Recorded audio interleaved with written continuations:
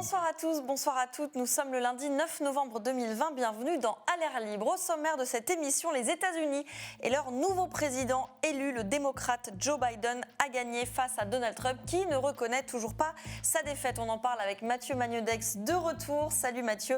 Et avec notre invitée Marie-Cécile Nave de l'IRIS, directrice de recherche à l'IRIS et spécialiste des États-Unis. Bonjour. Bonjour. Et on sera en ligne avec la journaliste de The Intercept, Akela Lacey. Et puis on joindra aussi François Bonnet de la rédaction depuis Albertville en Savoie où il a enquêté sur ses enfants accusés d'apologie du terrorisme suite à des incidents pendant l'hommage à Samuel Paty. À l'air libre, épisode 25, saison 2, c'est parti.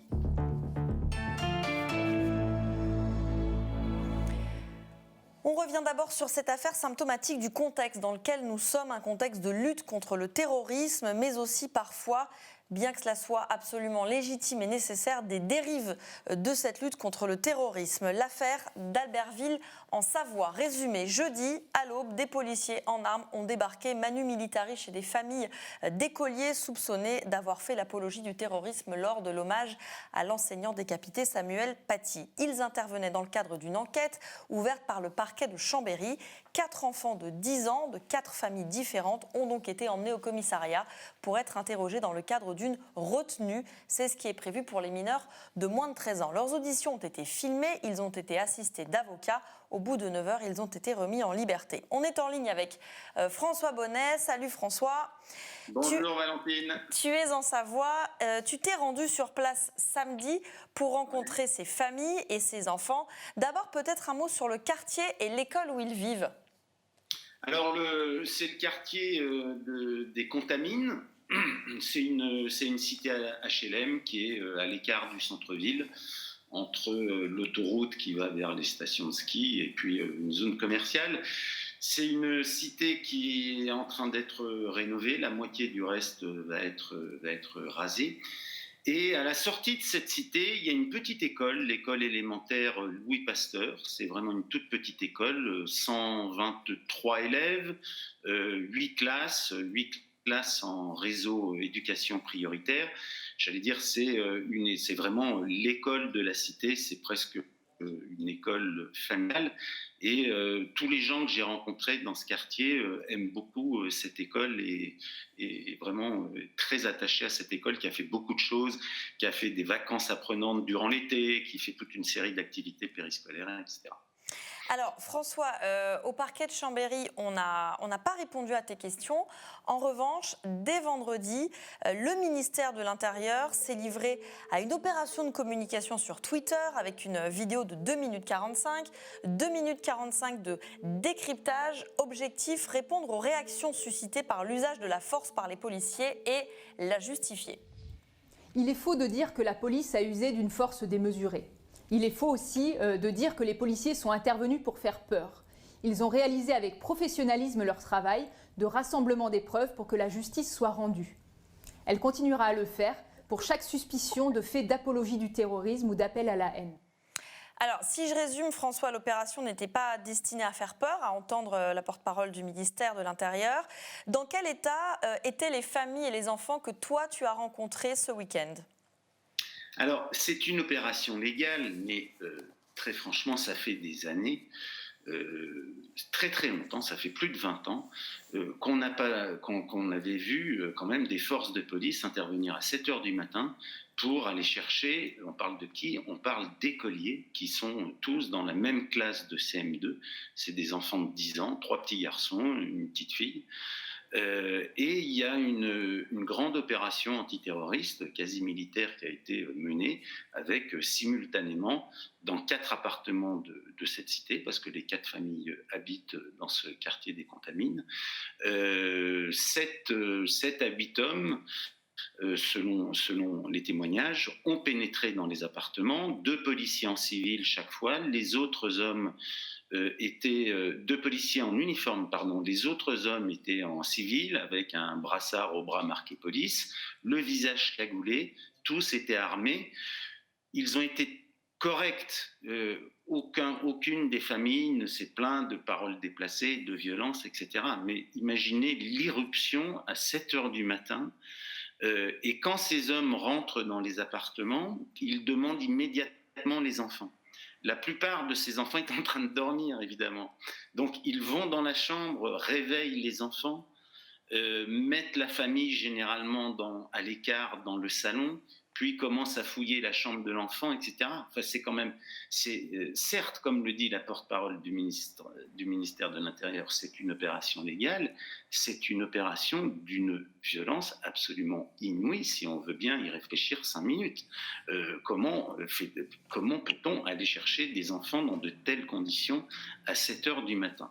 Il y avait sans doute des moyens un petit peu plus soft pour auditionner ces enfants, même dans le cadre d'une enquête judiciaire et d'une procédure de retenue légale. Ils ont été retenus en fait un peu plus de 11 heures, c'est-à-dire séparés de leur famille un peu plus de 11 heures.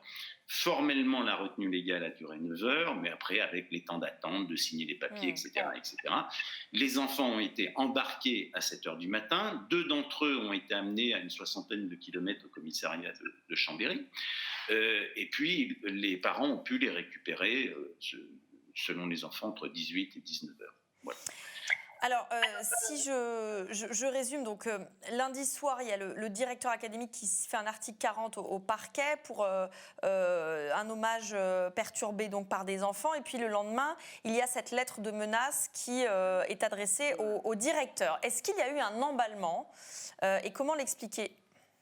Alors, si tu veux, c'est essentiellement l'emballement. Il a lieu, on a l'impression qu'à chaque étage de l'administration, on joue un peu au Monsieur Plus. Et il faut voir les déclarations. Par exemple, les déclarations de la porte-parole du ministère de l'Intérieur n'ont strictement rien à voir avec celles du procureur, et celles du procureur, qui du reste se contredit en l'espace de 24 heures, n'ont rien à voir avec celles du directeur académique. Le directeur de l'école, Louis Pasteur, de la petite école élémentaire, lui refuse de s'exprimer à ce stade. Donc il y a 2 phases. Il y a une phase qui est le débat qui a eu lieu après la minute de silence en hommage à Samuel Paty, le débat qui a eu lieu à huis clos entre le directeur de l'école qui est également enseignant et sa classe de CM2. Et puis, à la suite de ce débat, l'enseignant a fait un signalement à son directeur académique sur des propos déplacés. Le directeur académique, des propos jugés inquiétants, graves. Le directeur académique fait alors, on est là le lundi soir, en vertu de l'article 40 du Code de procédure pénale, saisit le procureur en lui disant il y a des propos qui pourraient être apparentés à des menaces de mort et il y a des propos qui semblent justifier l'assassinat de Samuel Paty. On grimpe encore un étage. Le procureur dès le lendemain s'exprime et dit très explicitement que les enfants ont justifié l'assassinat de Samuel Paty et ont menacé leur maître. Donc chaque fois, dans le langage, on assiste à une escalade. Et puis, il y a un événement déclencheur qui est le mardi matin. L'enseignant reçoit une lettre avec une seule formule, T, la lettre T, T capitale, T mort. Et là, il décide de porter plainte avec son directeur d'académie. Il porte plainte au nom de l'Éducation nationale. Et c'est à la suite de ça que cette vaste opération antiterroriste est lancée. Donc, très franchement, il n'est pas question de remettre en cause le fait que le directeur de l'école porte plainte. Ce qui est en cause dans cette affaire, et il est d'autant moins question de le remettre en cause que le directeur ne s'est pas exprimé directement, que finalement, les enfants m'ont parlé, ont raconté ce qu'ils ont dit pendant ce débat. Ce sont des paroles d'enfants, avec toute la fragilité que peuvent avoir des paroles d'enfants. Donc on est dans un huis clos où finalement l'autre personne intéressée, c'est-à-dire l'enseignant, lui ne dit rien. Donc voilà. Après, il y a cette lettre qui évidemment justifie le dépôt de la plainte. Donc ce qui est en cause, c'est pas du tout de remettre en question la parole de l'enseignant. Ce qui est en cause, c'est la proportionnalité de la réponse de l'administration. Et là, on assiste à un emballement à tous les étages, emballement au niveau de la direction académique des services de l'éducation nationale, et puis emballement ensuite par le procureur de la République à Chambéry, et il décide du déclenchement de ce qui est tout de même une énorme opération qui va mobiliser des dizaines de personnes, beaucoup de moyens, etc. etc. Et tirer des enfants de 10 ans de leur sommeil à 7h du matin chez eux. Merci François Bonnet. Voilà, juste un dernier mot, très rapidement. Parce que il faut mesurer un peu le choc des familles, mais il faut aussi mesurer ce que ça va produire dans cette école. C'est-à-dire que d'ores et déjà, les 4 enfants qui ont été interpellés ne veulent plus retourner dans cette école. C'est une école qui était très reconnue et très appréciée dans le quartier, mais voilà, tout ce que m'ont raconté les gens samedi, c'était que c'est comme si un contrat de confiance avait été déchiré. Et donc, il y a une relation qui était très forte entre les habitants et cette école, et qui là a malheureusement de fortes chances d'être très très abîmée par une opération de police qui a été vécue aussi brutalement. Et une opération de communication. Merci François. Tu es en Savoie, tu suivras cette affaire et on te lit dans Mediapart. À bientôt, direction les États-Unis.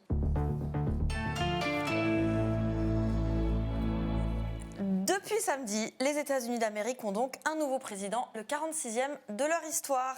Et la tradition, c'est que ce sont les médias qui l'annoncent. À 11h24, c'est CNN qui démarre. We can now project the winner of the presidential race. CNN projects Joseph R. Biden Jr. is elected the 46th president of the United States. 55 secondes plus tard, NBC embraye. That former Vice President Joe Biden has been elected president of the United States. He is president-elect. Et Fox News, un peu à la traîne, 15 minutes plus tard, et à contre-cœur, ça se voit sur leur tête. Former Vice President Joe Biden will win Pennsylvania and Nevada, putting him over the 270 electoral votes he needs to become the 46th president of the United States. Voilà, un 46e président et toujours un Donald Trump qui est là et qui ne veut pas reconnaître qu'il a perdu. Alors pour discuter de la future présidence de Joe Biden et de la manière dont il orientera sa politique, notre invitée Marie-Cécile Nave, vous êtes directrice de recherche à l'Institut des Relations internationales et stratégiques, spécialiste des États-Unis et des questions liées au genre, et vous venez de publier La démocratie féministe, comment réinventer le pouvoir chez Kalman Levy. On en parle aussi avec toi Mathieu, tu reviens tout juste des États-Unis. Tu as atterri ce matin à Paris. À tous les deux, d'abord, une question que j'ai posée beaucoup à mes invités la semaine dernière. Est-ce que quelque chose vous a surpris dans cette élection ? Marie-Cécile. Le niveau de participation qui était attendu du côté des démocrates, mais qui était une interrogation du côté des républicains. Or, elle est énorme, cette participation. Donald Trump fait 8 millions de voix de plus qu'en 2016, donc ça veut dire qu'il y a une adhésion au projet trumpiste, dont on pourrait reparler à l'occasion. C'est pas un accident de l'histoire, pas du tout. Et puis, l'énorme mobilisation des démocrates, c'est aussi des démocrates qui sont unis. Alors là, on va voir les divisions qui vont réapparaître à l'occasion de l'entrée en fonction de la nouvelle administration. Ça commence déjà un petit peu. Donc, ils ont réussi à s'unir parce que l'anti-trumpisme est quand même une force très mobilisatrice. Et plus forte, visiblement, puisque Biden a gagné. Mathieu, quelque chose qui t'a surpris, toi qui as vécu ça de là-bas ? Ouais, moi je retiens deux choses en relation avec ce que disait Marie-Cécile Nave. C'est en effet, Donald Trump obtient plus de 70 millions de voix. C'est le président sortant le mieux, enfin qui a reçu le plus de bulletins de vote de l'histoire. Donc c'est tout à fait massif. Et on voit, y compris moi dans la réaction des supporters de Donald Trump que j'ai pu recueillir, ce refus totalement de voir cela, et cette idée que l'élection a été volée, que Joe Biden n'est pas le président légitime. Et d'ores et déjà, ça installe un terreau pour les mois, les années à venir de contestation très forte et de radicalisation du Parti républicain, parce que Donald Trump n'a pas du tout été désavoué par le Parti républicain lors de cette élection. La deuxième chose que je retiens, puisque j'étais sur place, c'est à New York notamment, où j'étais, la joie de beaucoup de gens, qui était une joie extrêmement festive, avec ce soulagement. Le soulagement, c'est des scènes qu'on peut... Moi, j'avais vécu la révolution en Tunisie, c'était à peu près la même chose, c'est-à-dire des gens soulagés que le dictateur soit parti. C'était un peu le même genre de soulagement. Il y avait des gens qui me croisaient dans la rue disant « Hey man, on a battu le fascisme » et tout. Enfin, c'était très très fort. Donc, évidemment, New York, c'est démocrate, donc cette joie n'était pas partagée dans d'autres parties du pays. Et j'ai même assisté à une scène où il y avait, dans un petit endroit à Brooklyn, il y avait avait quelqu'un qui avait mis une sorte d'effigie gonflable de Donald Trump sur un pont. Et j'ai vu cette femme arriver qui, avec son téléphone, son sac à main, a commencé à taper dans le ballon gonflable pendant plusieurs secondes, exprimant toute sa rage comme ça contre Donald Trump. Bah alors justement, Mathieu, puisque tu parles de ce que tu as vu à New York, on peut peut-être voir ton reportage. Donc tu as fini ton périple américain par New York ce week-end, où donc les gesticulations de Trump n'ont pas empêché les supporters de Biden et les anti-Trump, c'est selon, de célébrer ce résultat. Oui, comme je t'ai dit, donc des scènes dans toute la ville de soulagement, de liesse, comme un grand cri collectif de soulagement. Par exemple, samedi après-midi, je suis allé au cœur de Manhattan, près de Central Park, pas loin de la Trump Tower. Ici, des milliers de personnes ont manifesté. On a vu des drapeaux américains flotter, de nombreux activistes qui étaient présents, activistes contre les inégalités notamment, des militants de Black Lives Matter. On a vu des pancartes pour dire à Trump de s'en aller, Trump, Pence, dehors maintenant. Bref, des militants qui ont savouré le moment. I want to celebrate the end of Donald Trump's reign, and I want to celebrate that America rejected him. That's my celebration. That we as a country said, fuck you, get out of here. We're actually engaged, so we're going to get married next spring. Yeah. And we're worried about our ability to do that. And, you know, we still have this Supreme Court with Amy Coney Barrett, so that's still a concern. But I feel like the government is going to defend my right to marry the person I love now. Yeah. And, you know, it's a happy day because of that. Woo! Now there's hope that we can not only do better, we can do better than we've ever done. Et pour autant, donc, ceux que tu as rencontrés ne sont pas dupes ni super confiants en Joe Biden. We are celebrating today, but tomorrow the work begins. There's so much work that needs to be done, right? We need to close the camps. We need to repair our climate. We need to, change our criminal legal system. We have to repair the integrity of our elections. There's just so much work to do, pretty much top to bottom, everything that Trump has destroyed over the past 4 years. Biden isn't the perfect candidate for those of us on the left, but we can make him the perfect candidate. We can make him the president that we deserve, and so we have to put the pressure on him to do that. Biden and Harris are not going to stand up for Black Lives Matter. They don't believe in socialized medicine. They don't believe in or universal health care. They don't believe in legalizing marijuana. And so I think there's a lot of work that still needs to be done. And so it's like celebrate today, but tomorrow we're going to start fighting their agenda and start trying to push them more left. We still have work to do because without the Senate and Congress, we still won't be able to get it done. Do you think that this administration will need to be pushed? Absolutely. There is no administration that doesn't need to be pushed. Every administration, they work for the people. So if they don't hear from the people, they can't possibly be doing their job. So we will always be pushing all of our elected officials to do the work that we gave them the job to do for us. So yeah, there's a lot of work to do. We will be the ones doing it. Alors, on entend ces militants et ces simples votants parler de mettre la pression sur Biden. C'est le débat qui s'est déjà ouvert et parfois déjà de façon très violente, la place des idées progressistes de gauche dans sa future politique, sachant que le Sénat pourrait rester républicain et que Joe Biden lui-même est plutôt centriste. À quel point les conservateurs vont-ils pouvoir peser ?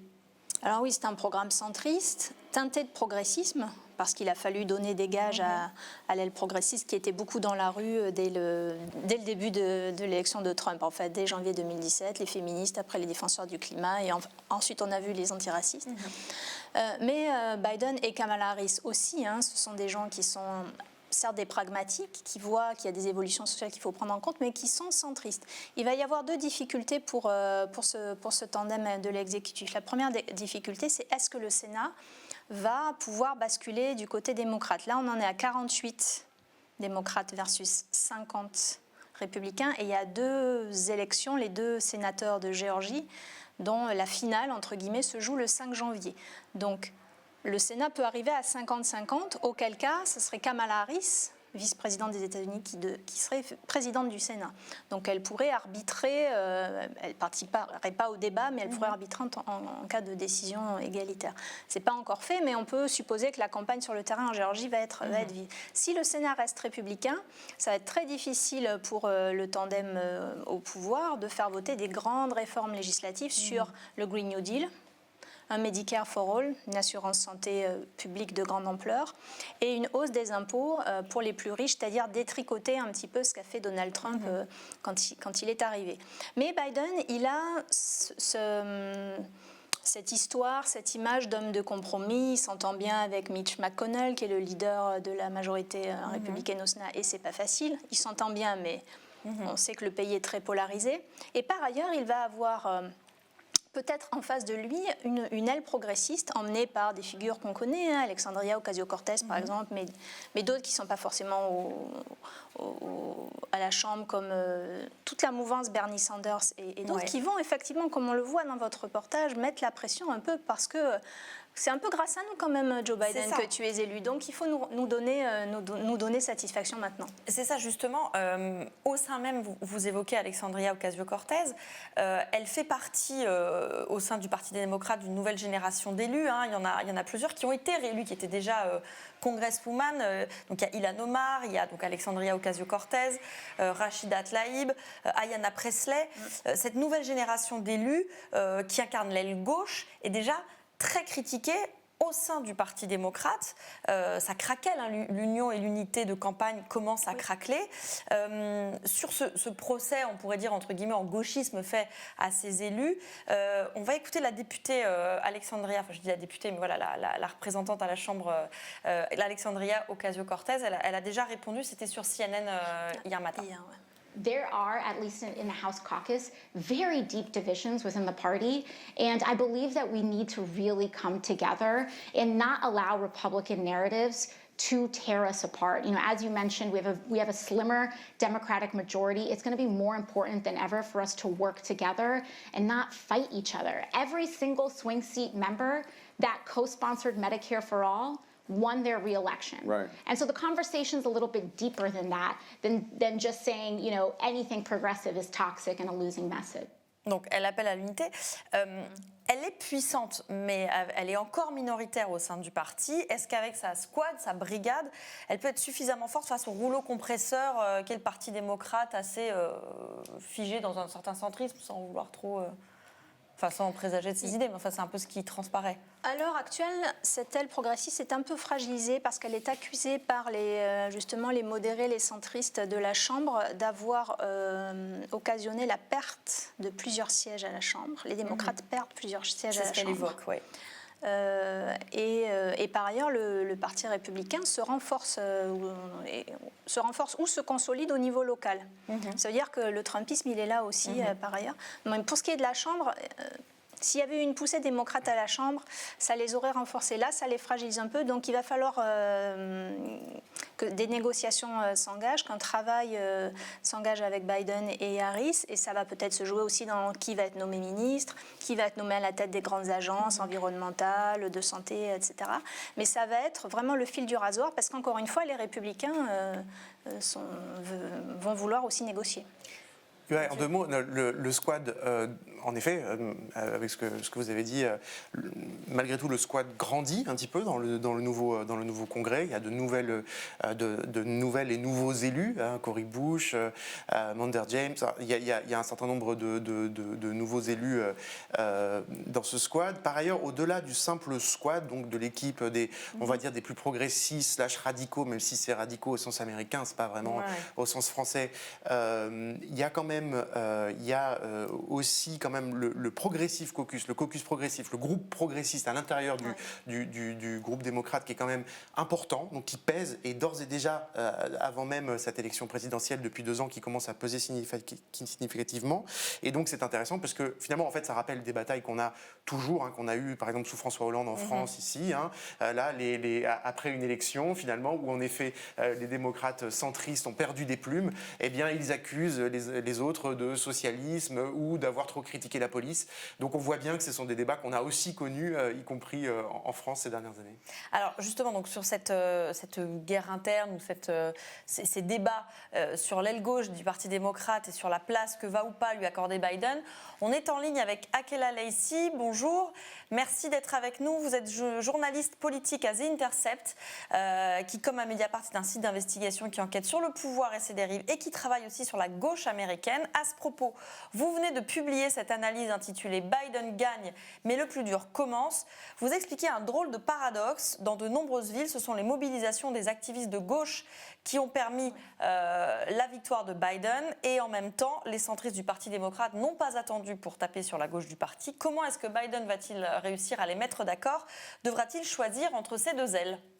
So now that Biden has effectively been called the winner, we've seen some Democrats in the House particularly start punching left at their colleagues who ran on things like defunding the police and supporting the protests that we saw throughout the summer in support of Black lives, while at the same time, in a number of those cities with these burgeoning progressive movements, particularly with strong union presences, those were the people that were out knocking doors, canvassing in the final months, trying to get people out to vote for Biden, and to whom he owes a lot of recognition, at least in some of these major cities, particularly Philadelphia, Minneapolis, and Detroit, that came through in the final days to help flip key states that Biden needed to win. Est-ce que donc Biden va pouvoir ignorer l'énorme travail de mobilisation fait par exemple par les députés Ilhan Omar et Rachida Tlaib dans des quartiers que vous venez de citer où la population se sentait délaissée par les démocrates?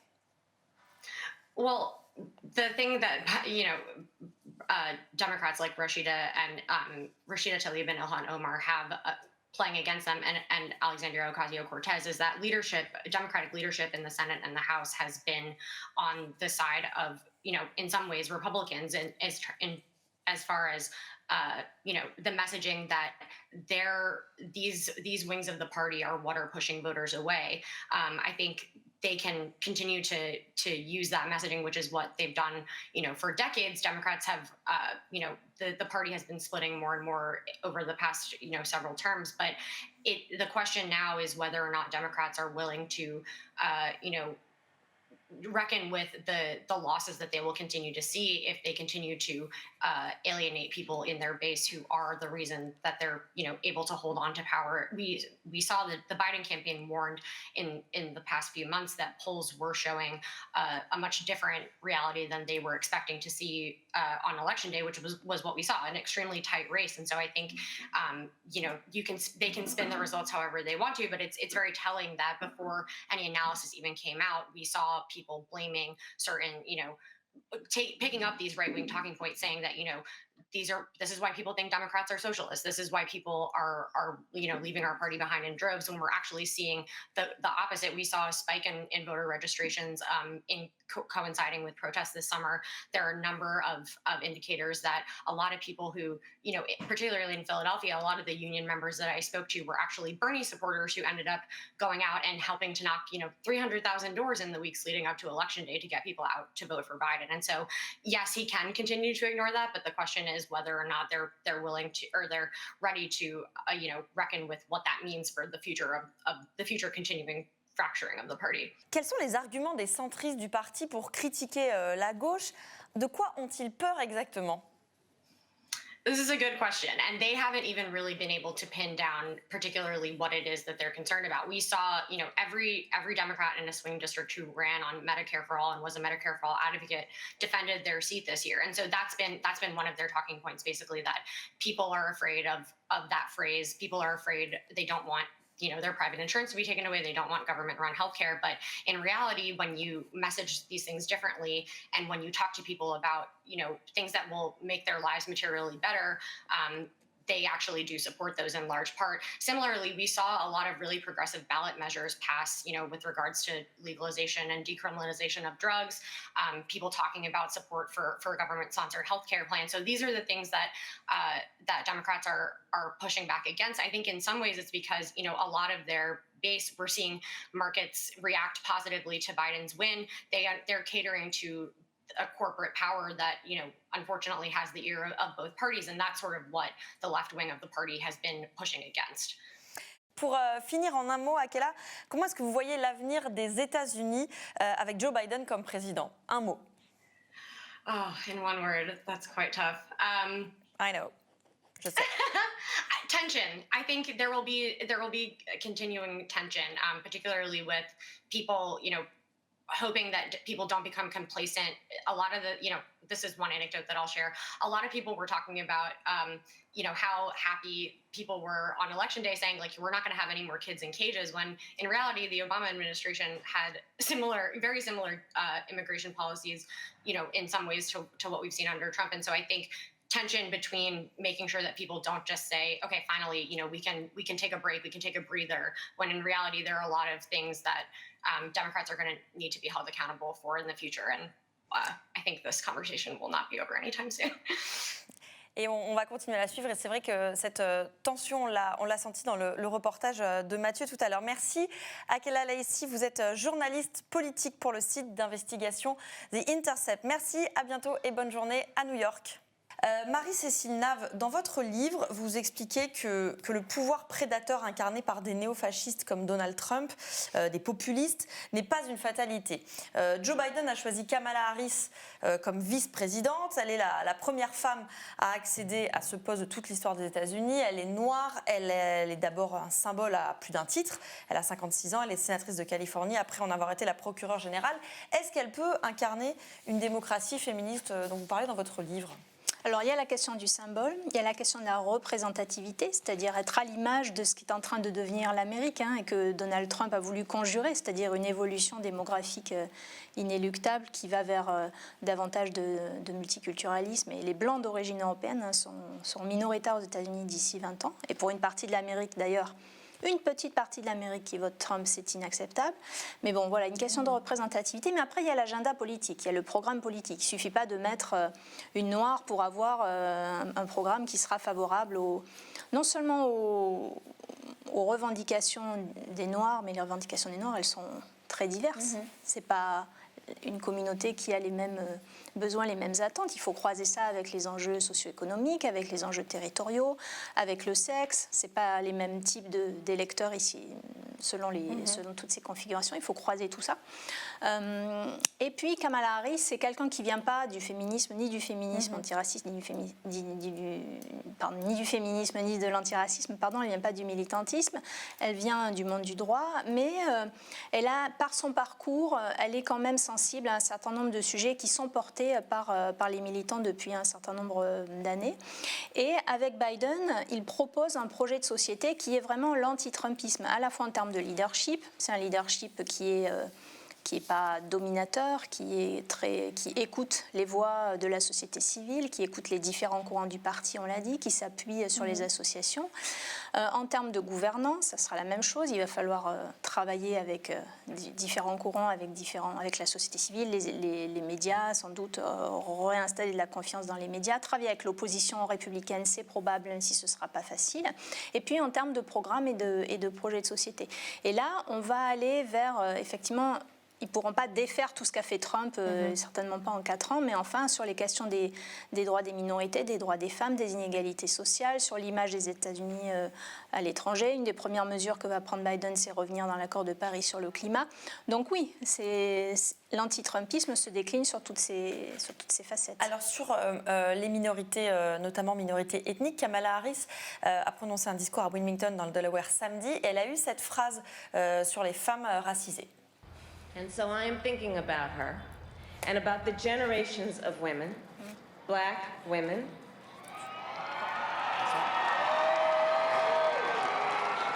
Asian, white, Latina, Native American women, who throughout our nation's history have paved the way for this moment tonight. Women who fought and sacrificed so much for equality and liberty and justice for all, including the Black women who are too often overlooked, but so often prove they are the backbone of our democracy. Non, en 2 mots, je voulais réagir là-dessus parce qu'en 2 mots, il y a dans ce discours tout un peu l'ambiguïté du moment qui arrive. C'est-à-dire que Kamala Harris, à la fois, fait un discours là exemplaire qu'on n'a pas entendu depuis 4 ans, qui rend hommage aux femmes noires qui se sont battues, qu'on ne voit souvent pas. Et donc, c'est quelque chose qu'on n'a pas entendu depuis des années, depuis en gros Michelle Obama et Barack Obama aux États-Unis. Donc, c'est tout à fait remarquable. Et il y a quand même quelque chose d'intéressant, c'est que en même temps, Kamala Harris, quand elle a été en responsabilité comme procureure générale de Californie, a mené une politique qui est quand même extrêmement répressive, assez répressive, notamment sur des dispositions concernant la peine de mort ou justement des dispositions pour éviter d'encadrer les services de police en Californie qui sont pour certains extrêmement violents, qui tuent à la chaîne en réalité. Et donc c'est ce que beaucoup de gens ont dit dès qu'elle a été pressentie comme vice-présidente, en disant voilà, à la fois c'est un symbole, et si elle est élue vice-présidente, elle sera un symbole, et en même temps son bilan, d'ailleurs comme celui de Joe Biden, qui a fait cette loi, qui a contribué à faire voter cette loi, la Crime Bill en 1994 sous l'administration Clinton, qui a criminalisé et mis en prison beaucoup de jeunes noirs notamment.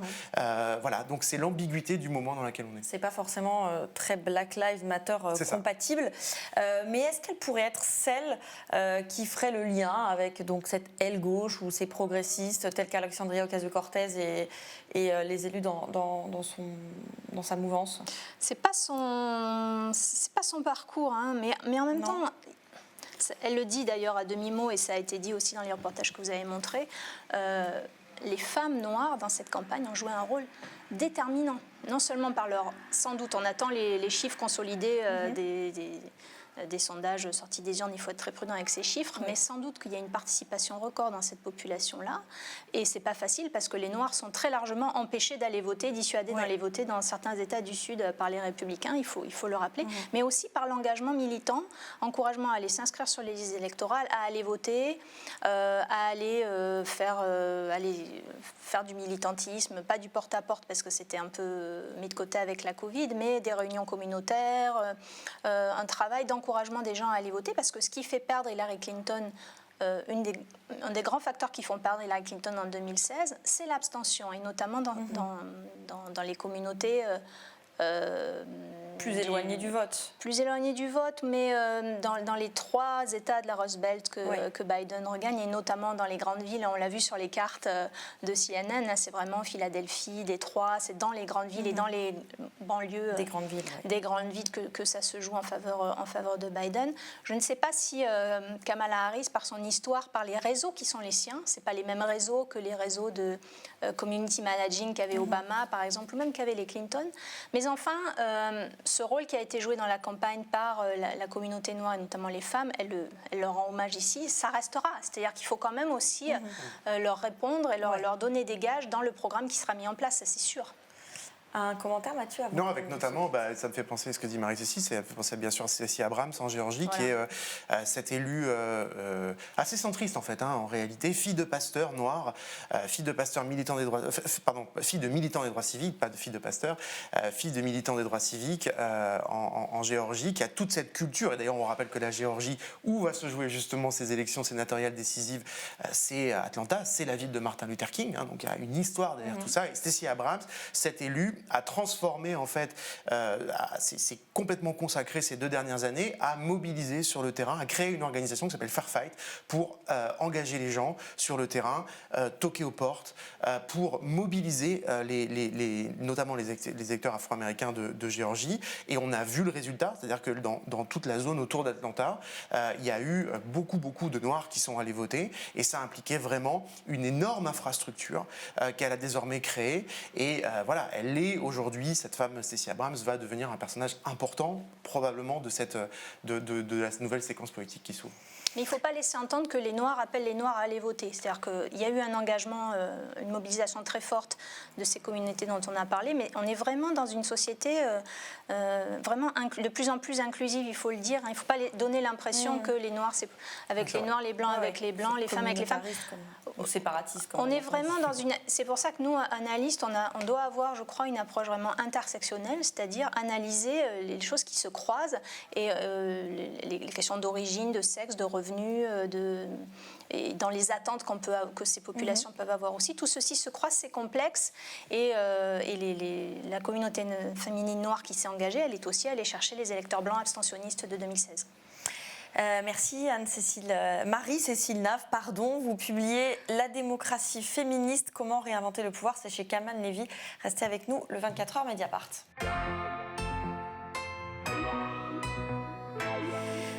Un résumé non exhaustif de bonne lecture à faire sur Mediapart. D'abord, cette enquête d'Antion Rouget plongée dans les coulisses du syndicat lycéen Avenir Lycéen, un syndicat macroniste arrosé d'argent public, plusieurs dizaines de milliers d'euros depuis 2019, argent qui a essentiellement servi à payer des restos étoilés et des hôtels de luxe. À lire également ce reportage de nos camarades de We Report à Grenoble, où le maire écolo Éric Piolle a mis en place un comité de liaison citoyen sur la réponse sanitaire à la crise du coronavirus, et ça semble fructueux. Enfin, cet article de notre partenaire Médiacité qui a consulté les comptes de campagne de l'ancienne députée Modem Sarah El Haïry, désormais chargée de la jeunesse dans le gouvernement Castex. Eh bien, plus de la moitié de ses dépenses ont bénéficié à une société détenue par de proches, dont son actuel chef de cabinet. Le frère de l'élu nantaise a lui été remboursé de frais qu'il n'avait pas avancés. Un bel exemple pour la jeunesse. À l'air libre, c'est fini pour aujourd'hui. On se retrouve demain, même heure, même endroit. Mathieu, tu seras là. À demain. Je le souhaite. Marie-Cécile Nave, merci d'avoir été avec nous sur le plateau. Merci à vous de nous regarder, de nous écouter. Bonne soirée. À demain. Salut.